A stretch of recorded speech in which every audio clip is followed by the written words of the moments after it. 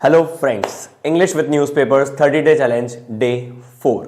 आज की हमारी न्यूज़ है Trump clinches GOP nomination for third consecutive US presidential election, setting up rematch with Biden. इसमें दो वर्ड हम सीखेंगे। पहला वर्ड है क्लिंच।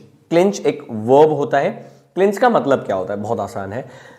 आप कामयाब हो जाते हो किसी एग्रीमेंट करने में या किसी चीज को प्राप्त करने में एक लंबी प्रोसेस के बाद। वो शब्द है ना फाइनली, तो जब फाइनली कहने का फील आपको आ रहा हो, एक लंबी प्रोसेस थी, एक लंबी बातचीत थी और आखिर में आप कामयाब हो गए, आप एक एग्रीमेंट जीत गए या फिर किसी चीज को आपने प्राप्त कर लिया, तब हम कहते हैं कि हमने उस चीज को क्लिंच कर लिया। जैसे यूएस में Donald Trump versus Joe Biden है, तो वो दोनों इलेक्शन जीतते जीतते, अपनी अंदर की पार्टी का इलेक्शन जीतते जीतते अब आमने सामने आ चुके हैं। तो ट्रंप ने एक लंबी दौड़ खेली है और अब जाके वो जो बाइडेन के सामने है।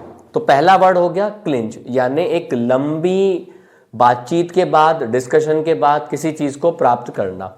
अगला वर्ड देखते हैं।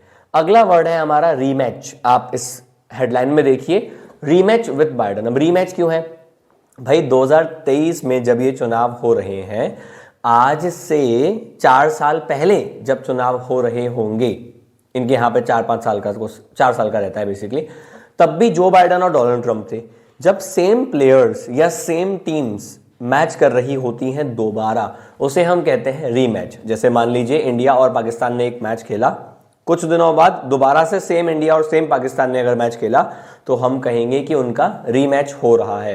तो ट्रंप और बाइडेन दोबारा से इलेक्शन में आमने सामने आएंगे, तो ये होगा रीमैच। तो आई होप आपको ये मीनिंग्स अच्छे लगे। ऐसे ही वर्ड्स के लिए जुड़े रहें।